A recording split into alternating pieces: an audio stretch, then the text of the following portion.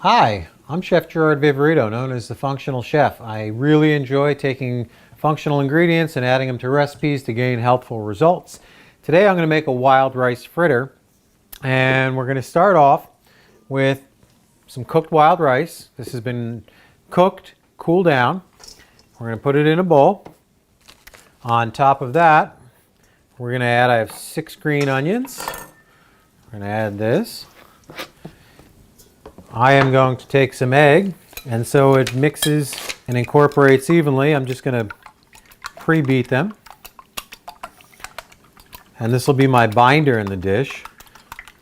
Today, I'm happy to say I'm using these beautiful vegetarian-fed, cage-free, free-range eggs.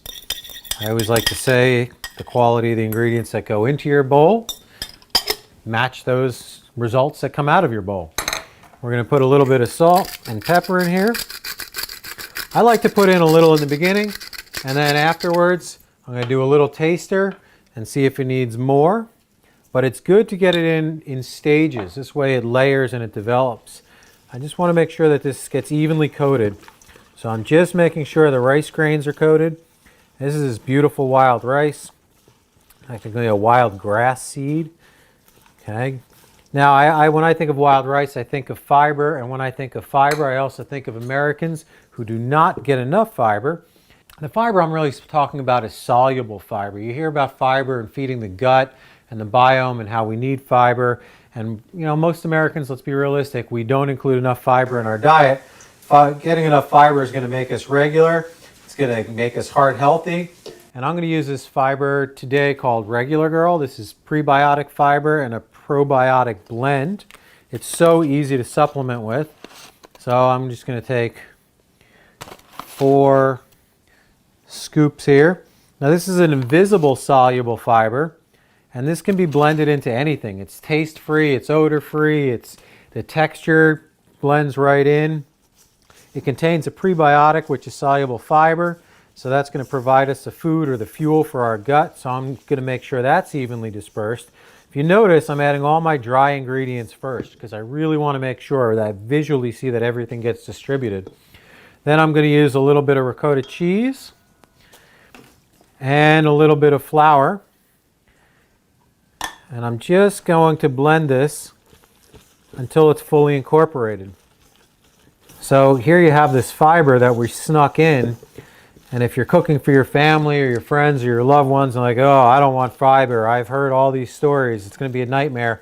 You know, they're talking about the old husk fibers that they probably saw their grandparents blending into a glass of orange juice in the morning and it goes down like cement.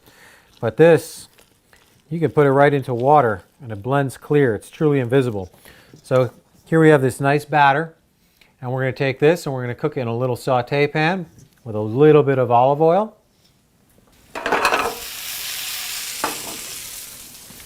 So here I'm using a little bit of coconut oil. Just going to melt this. I got a nice saute pan over about medium-high heat. All right, and just want to make sure it's evenly coated. Anytime you do a saute, you want a nice even coating on the bottom of the pan, just enough to coat the bottom of the pan. We don't want to have any bare spots because then we're going to have hot spots. Your food's going to stick.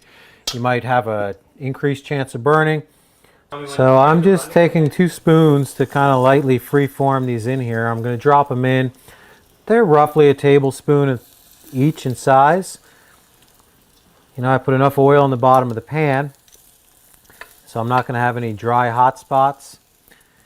Sometimes if you find them sticking to your spoons, a nice little trick that I do is oil the spoons, put a little oil on the spoon. So we've got just have these beautiful little morsels that are going to get you all that benefit of the extra fiber. They're a great little hors d'oeuvre or a little garnish. Some people always like a little crunch on their salad. You know, you go for this over the croutons, is what I think. Perhaps you want to do a light little, you know, since it's like a pancake, it could almost double as a savory item on a breakfast. I try to think of when I'm going to create a recipe, how many different uses can I use it for? So we're just going to make sure that they're not sticking. We want to heat them all the way through. Once we know that they're golden brown on the bottom, We're just going to turn them over and continue to cook. When they're golden brown on both sides, we're going to take them out of the pan and we're going to reserve them. Like I said, you could eat them straight out of the pan, or you could maybe cook them in cook terminology to about medium rare and finish them off in an oven later on at about 350 degrees until they're warm all the way through.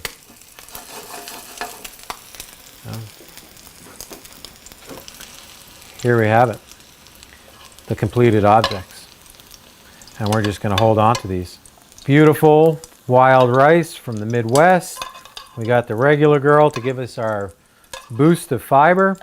A nice functional dish, which not only tastes great, but does great for your body.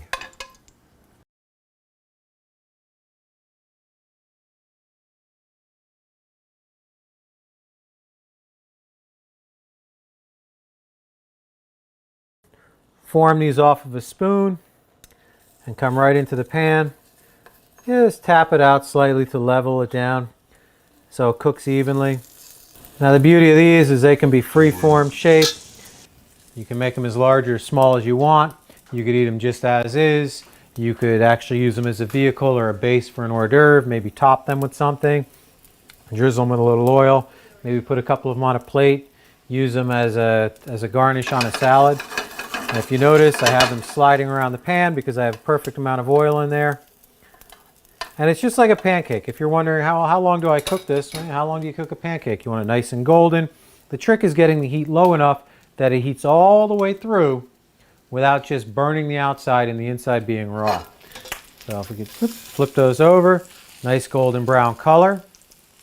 We're going to continue to cook these. Now if you're doing a party, maybe you want to make a bunch of these in advance, just mark them off both sides, maybe put them on a sheet pan with a little parchment paper. All right, so now that these are done, you can see I'm just going to take them out of the pan so they stop the cooking process. So I could eat these and enjoy them as is right now. Perhaps you have some friends coming over, you're cooking for a party later on. Maybe make a couple of them. Just cook them till they're nice and golden brown on each side. Put them on a parchment lined sheet pan, and then you could cook them or reheat them later.